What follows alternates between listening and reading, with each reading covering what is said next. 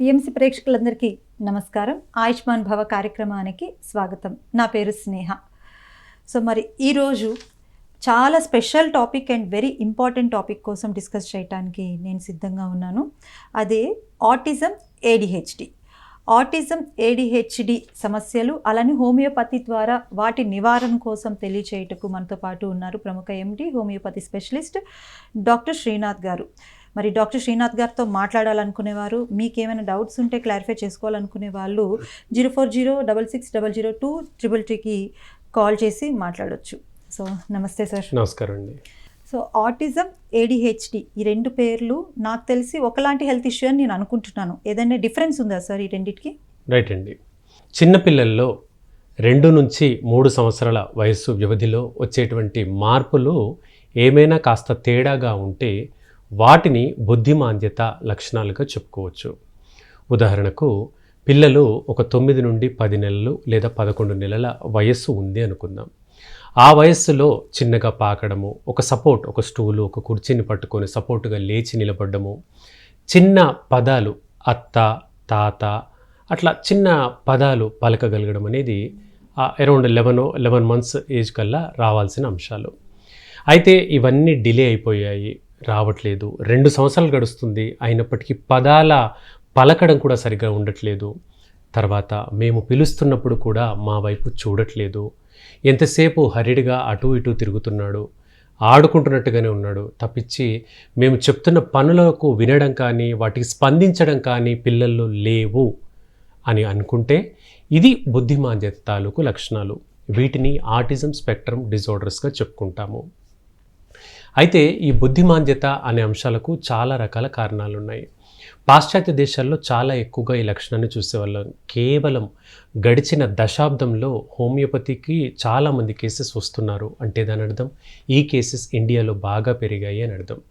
కారణాలు అనేకంగా ఉంటాయి. కొన్ని జెనెటిక్ మూలంగా ఉంటాయి, కొన్ని అంటే వంశపారంపర్యంగా కొన్ని ఉంటాయి, కొన్ని రక్తానికి సంబంధించిన డిజార్డర్స్ మూలంగా ఉంటాయి, కొన్ని మానవ తప్పిదాలు అంటే కొన్ని రకాల ఫుడ్ పాయిజనింగ్స్ వల్ల కూడా ఇలాంటి ప్రాబ్లమ్స్ వస్తుంటాయి. ఈ లక్షణ సముదాయాన్ని ఆటిజం స్పెక్ట్రమ్ డిజార్డర్ అంటారండి. సో అయితే ఇది ఇక్కడ ఏంటంటే 3 సంవత్సరాల లోపే పేరెంట్స్ అలర్ట్గా ఉండాల్సిన అంశం. ఇప్పుడు పెద్దవాళ్లకు జ్వరం వచ్చిందనుకోండి, మనం డాక్టర్ గారికి వెళ్ళినప్పుడు మనకు జ్వరం ఉంది అని చెప్తాము. మనకు హెడేక్ ఉంది అంటే హెడేక్ ఉంది అనే విషయాన్ని మనం చెప్పగలుగుతాం. కానీ ఆ ఏజ్ పిల్లల్లో ఏమీ చెప్పలేరు. కాబట్టి పేరెంట్స్ అనేవాళ్ళు చాలా కాషియస్గా ఉండాలి. గుర్తించి డాక్టర్ గారి దగ్గరికి వెళ్ళడము, ఏది ఇబ్బందిగా తోస్తుందో ఆ విషయాన్ని డాక్టర్ గారికి ప్రజెంట్ చేయడం అనేది చాలా అవసరం. ఇంకా చెప్పాలంటే చిన్నపిల్లల డాక్టర్ గారి దగ్గరికి వెళ్ళి, పీడియాట్రిషియన్ దగ్గరికి వెళ్ళి చూపించడం చాలా వరకు హెల్ప్ఫుల్. ఒకవేళ అక్కడ ఏమైనా ఇబ్బందికరంగా అవుతుందంటే దానికి సంబంధించిన స్పెషలిస్ట్ డాక్టర్స్ కూడా ఉంటారు, వాళ్ళనైనా కలుసుకొని దానికి సంబంధించిన ట్రీట్మెంట్ అనేది ఇనీషియల్గానే స్టార్ట్ చేయాలి. లేదు అనుకోండి ఒక 8 సంవత్సరాల వయసు, 10 సంవత్సరాల వయసు దాటిందనుకోండి, ఈ కండిషన్ అనేది పిల్లల్లో చాలా మొండిగా మారుతుంది. అప్పుడు మందులకు కూడా సరిగ్గా రెస్పాన్స్ అవ్వదు. అంటే చిన్న ఏజ్లో రెస్పాండ్ అయినట్టుగా ఆ ఏజ్లో రెస్పాండ్ అవ్వదు. కాబట్టి యంగ్ ఏజ్లో ఒక 3 లేదా 4 ఏళ్ల లోపు డాక్టర్ గారికి దగ్గరికి వెళ్ళి ట్రీట్మెంట్ తీసుకుంటే మాత్రం చాలా వరకు ఒక 90% మేర సక్సెస్ రేట్ని మనం ఆటిజంలో చూపించవచ్చు. ఓకే. సో ఆటిజం చెప్పారు, ఏడిహెచ్డి అంటే ఏంటి? రైట్ అండి. ఇక ఏడిహెచ్డి లక్షణాల్లో చెప్పుకుందాం. Attention deficit hyper active disorder అంటాము. ఇక్కడ 2 వ్యత్యాసం అండి. ఆటిజంలో ఏంటి, మనం పిలుస్తున్నా అస్సలు పలకకపోవడము, తను ఎక్కడే ఉన్నాడనే విషయం పైన స్పృహ లేకపోవడము, తర్వాత తన లోకంలో తాను విహరించినట్టుగా ఉంటుంది. అంటే పక్కన వాళ్ళతో ఏమాత్రం సంబంధం లేకుండా పిల్లలు ఆడుకుంటూ ఉంటారు, అది ఆటిజం. ఏడిహెచ్డిలో అలా కాదు, అటెన్షన్ మాత్రమే తగ్గుతుంది. అంటే క్లియర్గా చెప్పాలంటే ఒక టాస్క్ ఇచ్చాము, ఆ టాస్క్ కంప్లీట్ చేయరు. స్కూల్ నుంచి పదే కంప్లైంట్స్, మీ పిల్లవాడు హోంవర్క్ సరిగ్గా చేయట్లేదు, క్లాస్లో లెసన్ చెప్తున్నప్పుడు కూడా టీచర్ వంక చూడకుండా ఎటు వంక, విండో వంకను, డోర్ వంకను చూస్తున్నాడు. అంటే కాన్సన్ట్రేషన్ అనేది డైవర్ట్గా ఉంటుంది అనే విషయానికి వస్తే ఏడిహెచ్డి అంటాము. ఇక్కడ ఈ హైపర్ యాక్టివ్నెస్ ఉండడం వల్ల పిల్లలు రెస్ట్లెస్గా తిరుగుతూనే ఉంటారు, కుదురుగా ఒక చోట కూర్చోవడం ఏడిహెచ్డిలో ఉండదు. ఆటిజంలో కొంతమేర కుదురుగా కూర్చున్నప్పటికీ కూడా ఏకాగ్రత లోపం అనేది చాలా ఎక్కువగా ఏడిహెచ్డిలో కనిపిస్తుంది. అయితే ఏడిహెచ్డి అనేటువంటి కండిషన్కి తొందరగా రెస్పాండ్ వస్తుంది, మెడిసిన్ వాడినప్పటికీ తొందరగా రెస్పాన్స్ వస్తుంది.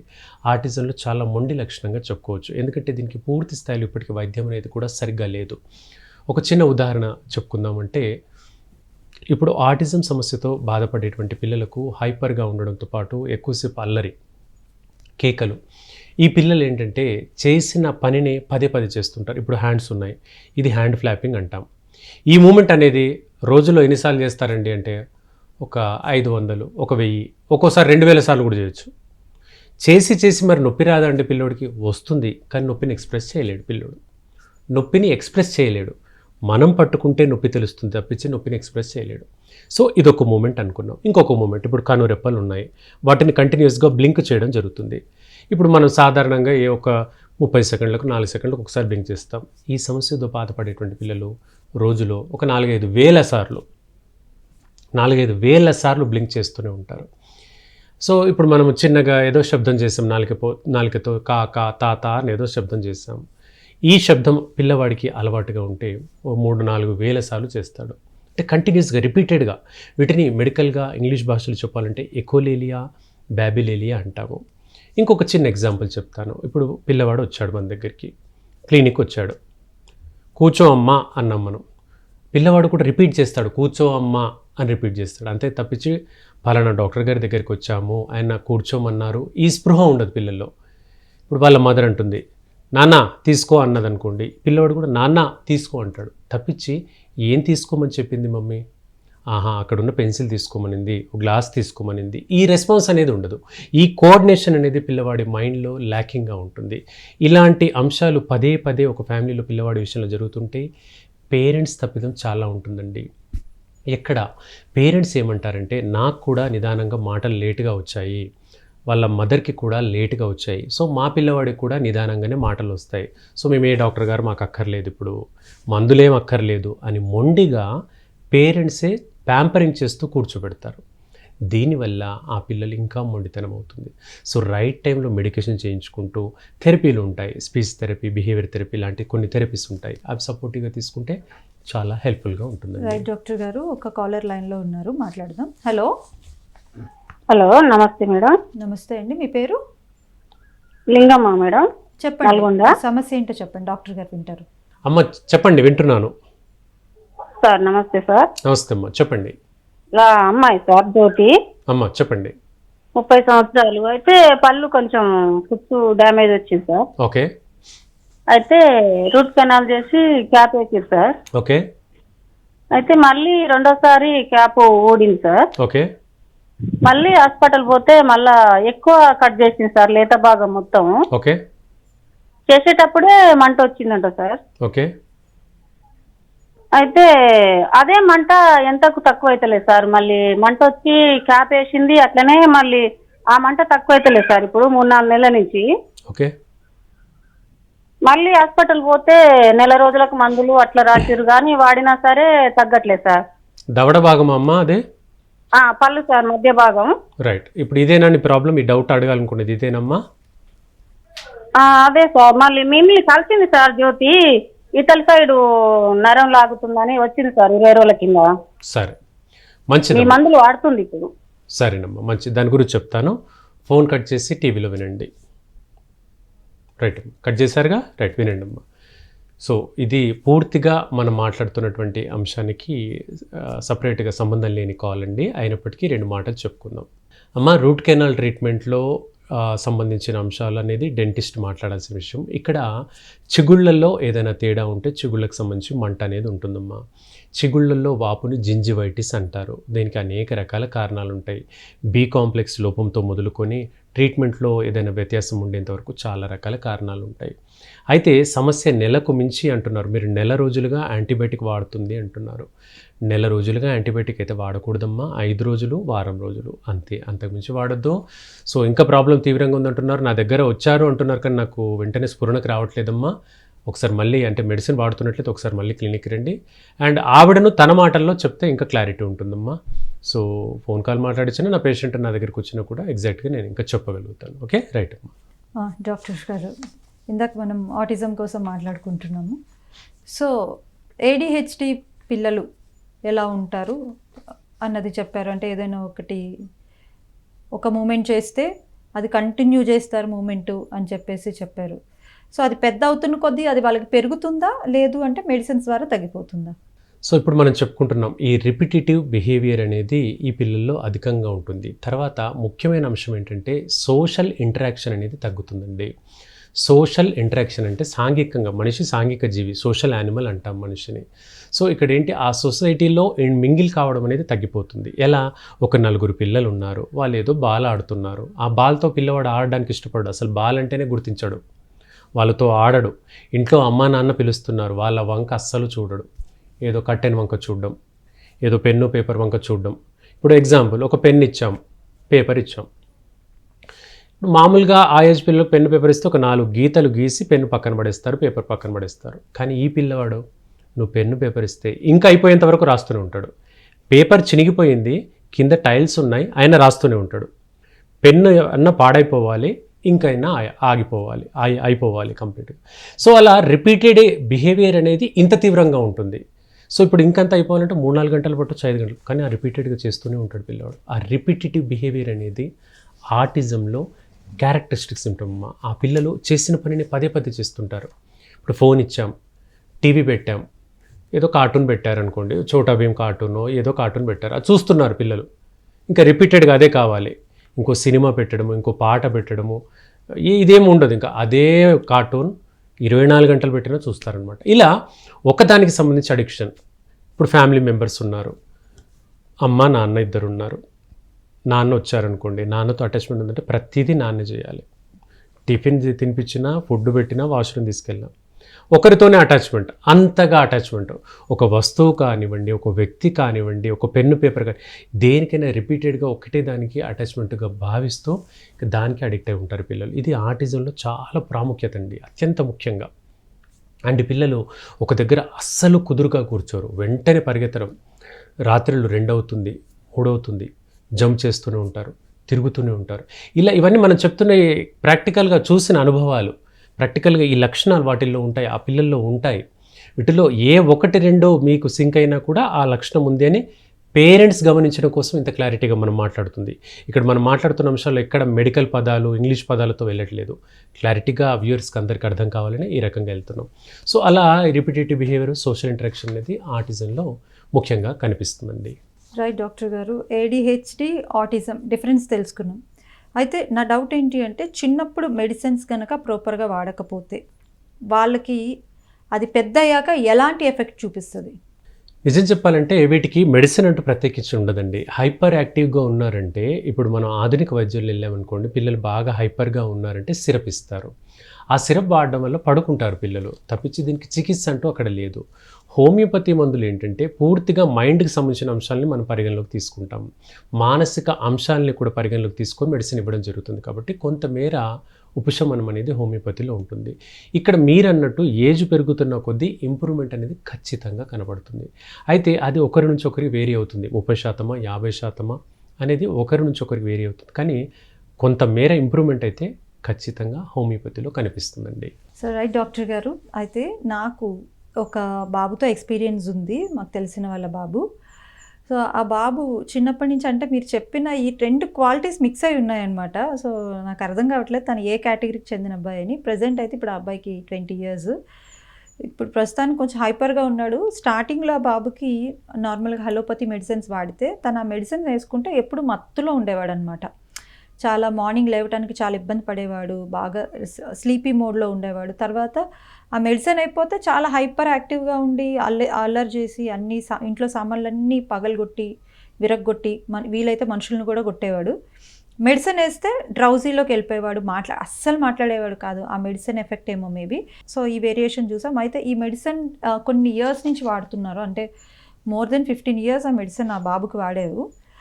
ఆ తర్వాత ఏమైందంటే బాబుకి సైడ్ ఎఫెక్ట్స్ వల్ల హ్యాండ్ షివరింగ్ రావటం అండ్ అలానే మూతి పక్కగా కొంచెం వెళ్ళడం, ఇవన్నీ అబ్జర్వ్ చేసామన్నమాట. ఆ తర్వాత అది స్టాప్ చేసేసి హోమియోపతికి కొంచెం షిఫ్ట్ అయ్యాము. షిఫ్ట్ అయిన తర్వాత తను మెడిటేషన్ అది కూడా చెప్పిన, పిల్లలకి మెడిటేషన్ అంటే అంత ఇది కాదు కదా, వాళ్ళు వేరే లోకంలో ఉంటారు కదా, అయినప్పటికీ ఈ బిలీవ్స్ మెడిటేషన్ అండ్ వెజిటేరియన్, ఈ 2 బిలీవ్ చేస్తాడు. హోమియోపతికి షిఫ్ట్ అయ్యాము. అయితే వన్ ఫైన్ డే ఏమైందంటే, ఒక్కసారి ఇంట్లో ఉన్న హోమియోపతి మెడిసిన్స్ అన్నీ కూడా బాబు వేసేసుకున్నాడు. వేసుకోవటం వల్ల ఏమైంది అంటే ఇన్ని మెడిసిన్స్ వేసేసుకున్నాడు ఒకసారి. అది కొంచెం వికటించిందో ఏమో తెలీదు, మరి ఇప్పుడు చాలా వైలెంట్గా బిహేవ్ చేస్తున్నాడు. సో ముందుగా ఇప్పుడు ఇక్కడ ఆటిజం అండ్ ADHD అంశాలు మనం చెప్పుకుంటున్నాం. ఆటిజంలో ఈ లక్షణాలన్నీ కూడా ఉంటాయి. ADHDలో ఇప్పుడు మనం మాట్లాడుకున్న లక్షణాలు ఒక్కటి కూడా ఉండవు. అయితే ఈ ఆటిజంలో ఉన్నప్పుడు హైపర్ యాక్టివ్గా ఉండడం అనేది చాలా సహజం అండి. అంటే ఎక్సెస్గా అరవడము, కేకలు వేయడము, గెంతడము ఇవన్నీ కూడా ఎక్కువగా ఉంటాయి. మితిమీరి ఉంటుంది. పక్కన ఉంటే గోళ్లతో రక్కడం, వాళ్ళు అనుకున్నటువంటి టీవీ రిమోట్ ఇవ్వాలంటే ఇవ్వాలి, ఫోన్ ఇవ్వాలంటే ఇవ్వాలి, ఇవ్వకపోతే మాత్రం విపరీతంగా కోపము, వస్తువులు విరగొట్టడం, ఇలాంటి కోపాలన్నీ కూడా ఆటిజంలో ఉంటాయి.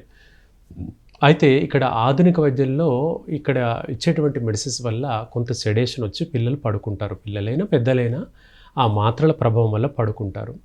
మాత్ర ప్రభావం అయిపోగానే మళ్ళీ యథావిధి లేస్తారు. ఇది అంతవరకు సమంజసం. ఇకపోతే ఈ కారణానికి అనుగుణంగా మనం చూడాలి. ఇక్కడ కొందరు అనుకున్నట్టుగా డైట్ అనేది ఎటువంటి రోల్ లేదండి. వీళ్ళకు ఫలానా ఫుడ్ పెట్టాలి, ఫలానా ఫుడ్ పెట్టకూడదు, ఏదీ లేదు. కొన్ని పర్సనల్ అబ్జర్వేషన్లో మెడికల్ పుస్తకాల్లో ఉండవు. పర్సనల్ అబ్జర్వేషన్లో చాక్లెట్కి సంబంధించినవి లేదా పాల ఉత్పత్తులు, మిల్క్ ప్రోడక్ట్స్ ఏమైనా తీసుకుంటే మాత్రం కొంచెం హైపర్నెస్ పెరుగుతుంది అంతే. తప్పించి మిగతా అంశాలు ఏవి కూడా పిల్లల్లో డైట్ రెస్ట్రిక్షన్ అంటూ ఉండదండి. రైట్ డాక్టర్, దీన్ని డిస్కస్ చేద్దాము. బిఫోర్ దట్ మనకి కాలర్ లైన్లో ఉన్నారు, మాట్లాడదాం. Hello hello. యా, చెప్పండి మీ పేరు. హలో చెప్పండి, ఎక్కడి నుంచి మాట్లాడుతున్నారు, మీ పేరు? నా పేరు కృష్ణమూర్తి అండి, కర్నూలు. రైట్ అండి, మూర్తి గారు చెప్పండి. సార్ సార్ మా ఒక అమ్మాయికి 28 years. రైట్ అండి. తర్వాత అమ్మాయికి 5 years అయింది మ్యారేజ్ అయ్యి. రైట్ అండి. ఒక 3 years పాప ఉంది. రైట్ అండి. సో ఈ అమ్మాయికి వచ్చేసి ఒక చిన్న ప్రాబ్లం ఉంది అనుకోండి. ఆ ప్రాబ్లం ని 2 రోజులు 3 రోజులు అట్లాగే సతాయించి పెట్టేయడం, పడుకోవడము, తినకుండా ఉండడము, దాని మీదనే ఎడ్యుకేట్ చేయడము, ఇట్లాగా చేస్తూ వస్తుంది. తర్వాత చిన్న చిన్న సంఘటన ఎగ్జాంపుల్ చెప్తున్నాను నేను మీకు. ఒక పాపకు సెల్లు చూపియద్దు అంటే దాన్ని ఒక సెల్లు ఒక సెకండ్ అట్లా చూపిస్తుంటే సెల్లు తీసుకుని పగలగొట్టడము. ఆ పగలగొట్టిన తర్వాత మళ్ళీ 2-3 రోజులు దాని మీదనే రియాక్షన్స్ తీసుకోవడము, నేను నాకు అది చేయడం లేదు, ఇది చేయడం అనడము. ఇప్పుడు రీసెంట్ గా ప్రాబ్లం ఏమైందంటే అమ్మాయి యాక్చువల్ బేసికల్లీ డాక్టరు, డెంటిస్ట్, చిన్న మరి దాని నుంచి సాఫ్ట్వేర్ కోర్సు పోవాలని ఆ కోర్స్ చేసుకుంటూ కూర్చొని ఒక 2 months నుంచి అలాగే చదువుకుంటూ డిప్రెషన్లోకి వెళ్ళిపోయి కింద పడి ఒక 3-4 రోజులు హాస్పిటల్లో జాయిన్ అయింది. రైట్ అండి. ఇది దేని కింద వస్తుంది సార్ యాక్చువల్ గా? ఇదేంటి ప్రాబ్లం? ఒక మాట అండి, ఇప్పుడు మీరు ఈ కండిషన్కి ఇప్పటి వరకు డాక్టర్ గారిని కన్సల్ట్ చేశారా లేదా? ఇప్పుడు మన హాస్పిటల్లో జాయిన్ అయ్యాము. ఈ కేసుకు ఇలా చేస్తుంది అనే దానికి మేము చేయలేదు ఇంతవరకు మ్యారేజ్ అయిన తర్వాత. రైట్ అండి, సరే దాని గురించి అమ్మాయి అత్తగారి తరఫున మాట్లాడుతున్నాము. మీరు అంటే మీరు మామయ్య? మామయ్య. మీరు మామయ్య, రైట్ అండి. అంతేనా, ఇంకేమైనా తెలుసుకోవాలనుకుంటున్నారా? అదే యాక్చువల్లీ ఇది డిసీజా ఏంటి? చిన్నప్పటి నుంచి ఏమంటే ఏదన్నా అట్లాగే చేస్తుందంట అమ్మాయి, కొట్టడం, ఏదన్నా ఏముంటే చిత్రం పడగొట్టడం, చేయడము, చెందడము. అదే తప్పకుండా దాని గురించి చెప్తానండి, ఫోన్ కట్ చేసి వినండి టీవీలో. సో ఇప్పుడు మీరు చెప్తున్న మీ కోడళ్ళ గురించిన లక్షణం ఏంటంటే దీన్ని షైజోఫ్రీనియా అంటారండి. ఒక ఉన్మత్తం అంటారు తెలుగులో చెప్పాలంటే. అయితే ఈ షైజోఫ్రీనియా లక్షణాలు ఎలా ఉంటాయంటే చేయాలి అనుకున్న పని చేయలేనప్పుడు జరిగేటువంటి హార్మోన్లో కెమికల్ ఇంబ్యాలెన్స్ జరుగుతుంది బ్రెయిన్లో. ఆ కెమికల్ ఇంబ్యాలెన్స్ మూలంగా ఈ విధంగా ఉద్రేకం అనేది ఎక్కువగా జరిగిపోతుంది. ఉన్నట్టుండి చిరాకు పడడము, ఉన్నట్టుండి అసహించుకోవడము, మితిమీరి ఫుడ్ తినడం కూడా జరుగుతుంది. ఈ కేసెస్ ఎలా ఉంటాయంటే ఆకలి లేకపోయినా ఫుడ్ తింటారు, తిని లావ్ అయిపోతారు, ఇంకా లావ్ అవుతారు, ఇంకా తింటూనే ఉంటారు, వామిటింగ్ అయిపోతుంది, కాసేపు ఆగి మళ్ళీ అన్నం తింటారు మళ్ళీ. సో ఇలాంటి లక్షణాలు ఉంటాయి షిజోఫ్రెనిక్లో. అంటే కూర్చుంటారు, ప్రశాంతంగా ఇక్కడ కూర్చుంటారు, ఏదో ఒక విషయం గుర్తొస్తుంది, కోపం చిరాకు గుర్తొస్తుంది, వాళ్ళని తిరుగుతూ ఉంటారు, అలాంటివి జరుగుతుంటాయి. ఇప్పుడు మీరు చూడండి, చిన్న విషయం, ఒక ఎగ్జాంపుల్ మీరే చెప్పారు, మీ నోటంటే చెప్పిన ఎగ్జాంపులే. ఫోన్ మీరు ఆ పిల్లవాడికి ఇచ్చారు, మదర్ చూసింది, ఫోన్ ఇవ్వద్దని చెప్పాను కదా, ఎందుకు ఇచ్చారు అని చెప్పి ఫోన్ పగలగొట్టింది అన్న. అది నేరం కాదు యాక్చువల్గా, ఫోన్ ఇవ్వడం చిన్న విషయమే, కానీ అంతలా రియాక్ట్ అవ్వడం అనేది షైజోఫ్రీనియాలో జరుగుతుంది. సో మీరు అడిగిన ప్రశ్నకు ఏంటంటే ఆన్సర్ ఏంటంటే ఇది ఒక మానసిక ప్రవర్తన, షైజోఫ్రీనియా అంటారు. ఖచ్చితంగా దీనికి హోమియోపతిలో మంచి మందులు ఉంటాయి. మీ దగ్గరలో హోమియోపతి డాక్టర్ గారు ఉంటే కలవండి, లేదంటే నా దగ్గరైనా వాడండి. సమయం పడుతుంది, మందులైతే మంచి మందులు ఉన్నాయి. అండ్ ఇది ఒకరోజు నెల 2 నెలలు వచ్చింది కాదండి, సంవత్సరాల తరబడి సఫరింగ్ ఉంటేనే ఇంత కోపానికి ఇలాంటి ఇబ్బందులకు గురవుతారు. సో అంటే నాకు అర్థం కావట్లేదు, నార్మల్గా కూడా కోపం ఉంటుంది కదా డాక్టర్ గారు, చాలామందికి నేను చెప్పిన మాట వినకపోతే ఇదంతా కూడా డిసీజ్లోకి వెళ్ళిపోతుంది అంటారా? మంచి ప్రశ్న, చెప్తాను. ఇప్పుడు మనకి ఇక్కడ ప్రోగ్రామ్ అవుతుంది, ఈ ప్రోగ్రామ్ అయినప్పుడు మీరు వెళ్తున్నారు, మీ ఫ్రెండ్ ఎవరో జాగ్రత్త అన్నారు, రైట్, ఓకే అని మీరు వెళ్ళిపోతారు. కానీ ఇక్కడ మానసిక ప్రవర్తన ఇబ్బందిగా ఉండేటువంటి వ్యక్తి జాగ్రత్త అని ఎవరైనా మీకు చెప్పారనుకోండి, నాకు నువ్వు జాగ్రత్త చెప్పడం ఏంటి, ఓకే అంటే నేను వెళ్ళే దారిలో ఏదో అయిపోవాలన్నా నాకు, ఈ రకమైన అర్థమవుతుంది కదండి. జాగ్రత్తకు okay right take care bye అని వెళ్ళిపోతాం, అది సహజము. జాగ్రత్త అనే పదానికి కోపం వచ్చింది ఇక్కడ ఒక వ్యక్తికి, ఇది అసహజం. మరి అసహజంలో అంటే ఏదో తేడా ఉంది కదా, ఆ తేడా ఉన్నదాన్ని అంటే ఇది ఎగ్జాంపుల్, ఇలాంటి ప్రోబింగ్ వెళ్తుంది అనమాట. అంటే దీనికి ఎట్లా అంటే క్లినికల్ సైకాలజికల్ ఆస్పెక్ట్లో వెళ్ళాలి. సో ఒకేసారి అన్ని మెడిసిన్స్ తీసుకోవటం వల్ల కొంచెం తను మానసికంగా ఇంకా ఎక్కువ డిస్టర్బ్ అయ్యి ఇంకా ఎక్కువ ఓవర్ రియాక్ట్ అవుతున్నాడు తను, అండ్ తనకి ఎందుకు ఆ షివరింగ్ వచ్చింది. ఇక్కడ 2 విషయాలు తెలుసుకోవాలండి, మోడర్న్ మెడిసిన్లో అలాగే హోమియోపతి మందులు, ఈ అంశాలు తెలుసుకుందాం. మోడర్న్ మెడిసిన్లో ఎక్కువ మందులు వాడడం వల్ల, అంటే డాక్టర్ గారు 1 ట్యాబ్లెట్ ఇచ్చారు, మనం 10 ట్యాబ్లెట్లు వేసుకున్నాం. ఏం జరిగింది? సెడేషన్కి సంబంధించిన, అంటే నిద్రకు సంబంధించిన మాత్రలు అయితే ప్రాణం పోతుంది, లేదా గ్యాస్ట్రిక్ మాత్రలు, డోలో మాత్రలు, ఇతర మాత్రలు అనుకోండి, కడుపు నొప్పి వస్తుంది, వామిటింగ్ అయితే, విరోచనలు అయితే, తర్వాత స్టొమక్ వాష్ చేస్తే బతుకుతాడు. ఇది ఆధునిక వైద్యాలు, అంటే మోడర్న్ మెడిసిన్, ఇంగ్లీష్ మందుల విషయం. ఇక హోమియోపతి మందులు 5 కాదు, 10 కాదు, 20 మందులు వాడినా ఏ గోలా లేదు. ఎందుకు? అత్యంత తక్కువ మోతాదు ఉంటుంది కాబట్టి ఏ గోలా లేదు. ఒకవేళ మెడిసిన్ అలా వేసుకున్నారని ఎవరికైనా తెలిస్తే శుభ్రంగా ఒక కప్పు కాఫీ కానీ ఒక టీ కానీ తాగితే అది విరుగుడులాగా పనిచేస్తుంది హోమియోపతి మందులకు. సో ఎలాంటి సైడ్ ఎఫెక్టు పసిపిల్లలకు, నెలలు కాదు రోజుల వ్యవధి ఉన్న పిల్లలు కూడా వాడుకోవచ్చు. నా దగ్గర ఒక బ్యూటిఫుల్ కేసు వచ్చింది. ఒక పాప కేవలము 15 రోజుల వ్యవధి, చెంపపైన ఎర్రటి కణితితో వచ్చింది, హెమాంజియోమా అంటాము, ఎర్రటి కణితితో వచ్చింది. అప్పుడు డాక్టర్ గారిని కన్సల్ట్ చేస్తే, అమ్మ ఇది పోదు, ఏజ్ పెరుగుతున్నా కొద్దీ అంతే ఉంటుంది అన్నారు.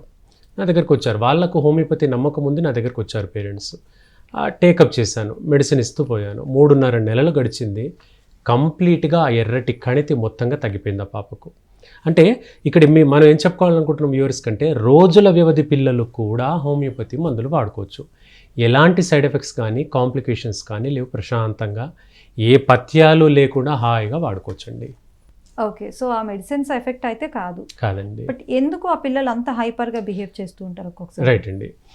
సో ఇప్పుడు మనకు జ్వరం వచ్చినప్పుడు శరీరం వేడిగా ఉంటుంది, జ్వరం వచ్చినప్పుడు ఆకలి మందగిస్తుంది, ఇది జ్వరంలోని లక్షణాలు. అలాగే ఆటిజంలోని లక్షణాలే అవి. ఎందుకండి ఇంకాస్త డెప్త్గా మాట్లాడుకుందాం అంటే, ఇప్పుడు మనం మెడికల్ పదాలు ఇంగ్లీష్ ఇవన్నీ అందరికీ వ్యూవర్స్కి అర్థం కావు కాబట్టి తెలుగులో చెప్పుకోవాలంటే, మెదడు నుంచి సంకేతాలు పూర్తి స్థాయిలో శరీరానికి అందట్లేదు. శరీరానికి పూర్తి స్థాయిలో సంకేతాలు అందనప్పుడు ఆ విధంగా ఇంప్రాపర్ బ్యాలెన్స్ అవుతుంది. నడకలో తేడా వస్తుంది, మాటలో తేడా వస్తుంది, ఆలోచన శక్తిలో తేడా వస్తుంది, చెప్పాలనుకున్న మాట కూడా బయటికి రాదు, సైగల ద్వారా కొందరు చెప్తుంటారు. అలాంటి లక్షణాలు కూడా పిల్లల్లో అవుతుంటాయి. బట్ ఏంటంటే రైట్ ఏజ్లో ఒక 4-5 ఏళ్ళ లోపు తీసుకుంటే మాత్రము మంచి రెస్పాన్స్ ఉంటుందండి ఆటిజంలో. స్పీచ్ థెరపీ, బిహేవియర్ థెరపీతో పాటు హోమియోపతి మందులు వాడుకుంటే మంచి రిజల్ట్ ఉంటుంది. అండ్ హోమియోలో బెనిఫిట్ ఏంటంటే ఏ గోలా లేదు, సైడ్ ఎఫెక్ట్ ఉండదు, ప్రశాంతంగా వాడుకోవచ్చు. రిజల్ట్ అనేది నిదానంగా వచ్చినా మంచి ఇంప్రూవ్మెంట్ అనేది అంటే అంత హైప్కి వెళ్ళిపోయినా, అంటే బాగా కొట్టేసి ఇంట్లో సామాన్లన్నీ పగలగొట్టి, అంటే షాక్ ట్రీట్మెంట్స్ లాంటివి పెడితేనే ఇలాంటి పిల్లలు కంట్రోల్ అవుతారు అని మేము అనుకుంటాం. అవునండి. బట్ లేదు, అంత హైప్లో ఉన్నా కూడా మెడిసిన్స్తో మనం ఆ టెంపర్ని కంట్రోల్ చేయొచ్చు.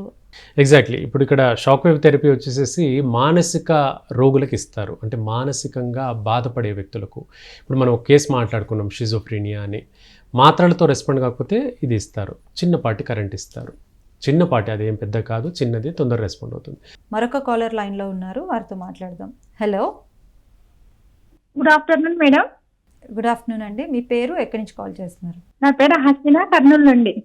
హసీనా గారు చెప్పండి, సమస్య ఏంటి? సార్ నమస్తే సార్. Good afternoon sir. నమస్తే అమ్మా, చెప్పమ్మా. సార్ మా బంధువుల అంటే సార్ ఆమె ఎవరిలో కలవదు సార్. ఆమె బయటికి పోయి ఏమన్నా తెచ్చుకోవాలంటే కూడా ఎక్కడికి వెళ్ళదు సార్. మళ్ళీ ఇంట్లో మాత్రం ఒక్కటి బాగా హ్యాపీగా ఉంటుంది సార్. అంటే ఆమెకి అంటే మానసికంగా బాధపడినట్టా లేకుంటే ఎలా సార్? కొద్దిగా వివరించి చెప్పండి సార్. తప్పకుండా. వయసు ఎంతమ్మా? వయసు బాగా 30 ఉంటాయి సార్. మ్యారేజ్ అయిందా? అయింది సార్. మ్యారేజ్ అయింది. పిల్లలు కూడా ఉన్నారా? పిల్లలు లేరు సార్. పిల్లలే. మ్యారేజ్ రీసెంట్లీయా? చాన్నాళ్ళు అయిందా? చాలా లేదు సార్. రైట్. ఏమైనా చదువుకుందమ్మా అమ్మాయి? ఇంటర్ చదివింది సార్. ఇంటర్ చదివింది. ఇంకేమైనా ప్రాబ్లమ్స్ ఉన్నాయా ఆమెదు? ఇంకా ప్రాబ్లమ్స్ ఏం లేదు సార్. హ్యాపీగా ఉంటుంది. ఏమంటే ఇక్కడ షాది అంటే పెళ్లికి పోవడం కానీ ఎక్కడైనా పోవడం అంటే ఆమె పోదు, ఎక్కడికి పోదు. బయట ఏమన్నా పని దుకాణం అంటే అంగడికి కానీ ఎక్కడికి కానీ వెళ్ళదు ఆమె. అంటే నీలాగా హుషారుగా లేదంటావు అంతే కదా? రైట్ అమ్మా.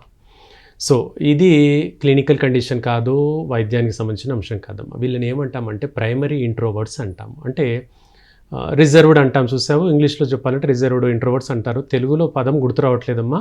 అంటే తొందరగా కలవరు అనే అంశం. కాస్త ముభావంగా తొందరగా నలుగురితో కలవరు. అంతకుమించి ఇది వ్యాధి కాదు, ఏ ఇబ్బంది లేదు. ఇంట్లో ఉన్నప్పుడు తన పనులు అన్నీ చక్కగా చేసుకుంటుంది నీలాగా అన్నావు కదా, ఏమీ కాదు. నువ్వే తీసుకెళ్ళాలి, బయటికి తీసుకెళ్ళి సొసైటీని చూపించు, నలుగురిని పరిచయం చేయించు, మాట్లాడించు, సినిమాలకు వెళ్ళి చూసి ఈ విధంగా ఉండని నేర్పించు, సరిపోతుంది. ఏ మందులు వద్దమ్మా. ఓకే డాక్టర్ గారు. అంటే నవేడేస్లో ఏదైనా కూడా ఏదైనా ప్రాబ్లం ఉందేమో వీళ్ళకి అనే ముందు ఆ థాట్లోకి వెళ్ళిపోతున్నారు. బట్ మీరు అన్నట్టు ఇంట్రోవర్ట్స్ కూడా చాలామంది ఇలానే ఉంటారు. అంతేనండి. Okay doctor. సో అయితే ఈ ADHD అండ్ అలానే మనకి ఆటిజం హైప్ అయిపోయినప్పుడు వాళ్ళని ఇమీడియట్గా కంట్రోల్ చేయగలిగే మెడిసిన్స్ మనకు హోమియోపతిలో ఉన్నాయి. సో ఇలా ముదిరిన సంఘటనలు చాలా ఏళ్లుగా ముదిరి మొండిగా మారినటువంటి కండిషన్స్ చాలా వరకు ఉంటాయి. అయితే అందుబాటులో డాక్టర్లు లేక పలానా దానికి వైద్యానికి ఇది లొంగుతుందని తెలియక కూడా చాలామంది వెళ్ళలేరు. ఇక కొందరు ఇలా రకరకాల మందుల ప్రయోగాలు అన్నీ జరిగిపోయి ఎంతకు తగ్గట్లేని వదిలేస్తారు. ఇలా కూడా ఉంటుంది. అయితే వీటికి రకరకాల కారణాలు ఎన్ననుకున్నా కూడా కొన్ని ముఖ్యమైన కారణాలు చెప్పుకుందామండి. ఇక్కడ ఏంటంటే మదర్కి ప్రెగ్నెన్సీలో వైరల్ ఇన్ఫెక్షన్స్ ఏమైనా ఉంటే కూడా పుట్టబోయే పిల్లల్లో ఈ రకంగా ప్రాబ్లమ్స్ ఉంటాయి. మదర్కి ప్రెగ్నెన్సీలో టార్చ్ వైరస్ అని ఉంటుంది. టోక్సోప్లాస్మా, రుబెల్లా, సైటోమెగాలో, హెర్పిస్ వైరస్లని కొన్ని 4-5 రకాల వైరస్లు ఉంటాయి. సో ఈ వైరస్లు మదర్కి ప్రెగ్నెన్సీలో ఉన్నాయనుకోండి, మనం పరీక్ష చేయించలేదు, మదర్ ప్రెగ్నెన్సీలో ఉన్న రోజులు పరీక్ష చేయించలేదనుకోండి, ఇది మదర్ నుండి పుట్టబోయేటువంటి బేబీకి ఇన్ఫెక్షన్ రూపంలో అంటే ఉమ్మనీరు ప్లాసెంటా ద్వారా అంబలికల్ కార్డ్ బొడ్డు తాడు ద్వారా లోపలికి వెళ్ళిపోతుంది. ఏది ఆ వైరల్ ఇన్ఫెక్షన్ అనేది వెళ్తుంది. ఇప్పుడు ఆ బేబీ ఎదుగుతున్న క్రమంలో మెదడు పైన ఈ వైరస్ అనేది ప్రభావితం చూపుతుంది. తద్వారా ఎదుగుదలలో లోపాలు, లేదంటే తల పెద్దగా వాపుతో పుట్టడము, తలంతా వాపుకు కాకుండా ఫిట్స్ రావడము, నీరసంగా ఉండడము, పిల్లలు పదే పదే పడుకోవాలనిపించడము, పక్షవాతము, పాక్షికంగా పక్షవాతము, డౌన్ సిండ్రోము, ఇలాంటి లక్షణాలతో పిల్లలు పుడతారు. అంటే ఎలా అంటే ఈ పిల్లల్ని మనం చూసినప్పుడు ఆ పిల్లల ఫేసే డిస్మార్ఫ్డ్గా ఉంటుంది. అంటే ఆకారమే కాస్త తేడాగా ఉంటుంది. ఫోర్ హెడ్ కొంచెం పెద్దగా కావచ్చు, తల భాగం పెద్దగా కావచ్చు, కళ్ళు చాలా చిన్నగా కావచ్చు. చూడగానే మనం ఏదో తేడా ఉంది పిల్లవాడికి, ఈ పాపకి ఏదో తేడా ఉంది అనే విధంగా కనపడుతుంది. ఇవన్నీ కూడా జెనెటిక్ డిజార్డర్స్ అండి. అంటే మదర్ గుండా ఇన్ఫెక్షన్ సోకినప్పుడు పిల్లలకి ఇలాంటి లక్షణాలు వస్తాయి. ఈ పిల్లలు లైక్ పుట్టిన తర్వాత ఎంతసేపు పడుకోవడమే, ఇంకా కాళ్ళు చేతులు పనిచేయవు, పడుకోవడం, పెరుగుతారు, ఏజ్ పెరుగుతారు, అయినప్పటికీ పడుకోవడమే. అన్ని బాత్రూమ్, మోషన్ అన్నీ కూడా బెడ్ మీదనే అంతే. తల్లిదండ్రులు సేవ చేస్తూనే ఉంటారు. నా దగ్గర అలాంటి పేరెంట్స్ సేవ చేసి చేసి వాళ్ళు పేషెంట్స్గా మారిపోయారు. 20 ఏళ్ళు 25 ఏళ్ళు సేవ చేసి ఆ పేరెంట్స్ కూడా సఫరింగ్ తీవ్రంగా అయిపోయింది. అయితే పాశ్చాత్య దేశాల్లో వీటికి ఒక ట్రీట్మెంట్ అనేది ఉండకపోవడం వల్ల అక్కడి ప్రభుత్వాలు కొన్ని చట్టం తీసుకొచ్చాయి. యుథనేషియా అంటారు. వాటిని మెర్సీ కిల్లింగ్ అంటాం. అంటే భరించలేక ఇంజెక్షన్ ఇచ్చి వాళ్ళు చనిపోయేటట్టు పాశ్చాత్య కండిషన్స్లో ఉంటాయి. మన భారతీయ చట్టంలో అలాంటివి లేవు. సో ఎంతసేపు చేసినా మెడికల్ మేనేజ్మెంట్తో కొంతమేర కంట్రోల్ చేసేందుకు హోమియోపతి మందులు ఈ కండిషన్స్ అన్నిటికీ కూడా, ఇప్పుడు మనం చెప్పుకున్న కండిషన్స్ అన్నిటికీ కూడా హెల్ప్ఫుల్గా ఉంటాయండి. సో చాలా ఇంపార్టెంట్. ప్రతి ఒక్కరు కూడా డెఫినెట్లీ నవేడేస్లో ఫేస్ చేస్తున్న ప్రాబ్లం చిన్నగాను పెద్దగాను ప్రతి ఒక్కరు కూడా ఏదో ఒక అబ్నార్మల్ కండిషన్లో ఉన్నారు, విచ్ ఇస్ వెరీ ఇంపార్టెంట్. మనం ఈరోజు ఏదైతే డిస్కస్ చేసుకున్నామో, thanks for your valuable suggestions. So ఈరోజు చాలా ఇంపార్టెంట్ టాపిక్ మీ అందరికీ ఉపయోగపడిందని అనుకుంటున్నాను. ఏమాత్రం అబ్నార్మల్గా మీకు అనిపించినప్పటికీ మీరు ఒకసారి మీ కన్సల్టెంట్ హోమియోపతి డాక్టర్ని, అలానే అంటే రిలేటెడ్ ఈ ప్రాబ్లమ్కి రిలేటెడ్ అయిన డాక్టర్ని మీరు కన్సల్ట్ చేయండి. ఆల్రెడీ సార్ దీంట్లో స్పెషలిస్ట్ కాబట్టి మీకు ఇలాంటి సంబంధించిన ఏమైనా ప్రాబ్లమ్స్ ఉంటే సార్ కాంటాక్ట్ చేయండి. వీడియో చూసారు కదా, మడమ నొప్పికి సంబంధించిన మీకు ఏమైనా డౌట్స్ ఉంటే క్లారిఫై అయ్యాయి అనుకుంటున్నాను. అలానే ఈరోజు మీకు ఈ యొక్క ADHD ఆటిజం గురించి కూడా చక్కగా మీకు క్లారిటీ వచ్చిందని భావిస్తున్నాను. ఇది ఇవాల్టి ఆయుష్మాన్ భవ కార్యక్రమం. రేపటి ఆయుష్మాన్ భవ కార్యక్రమంలో మళ్ళీ కలుసుకుందాం. అంతవరకు సెలవు, నమస్కారం. చూస్తూనే ఉండండి PMC ఛానల్.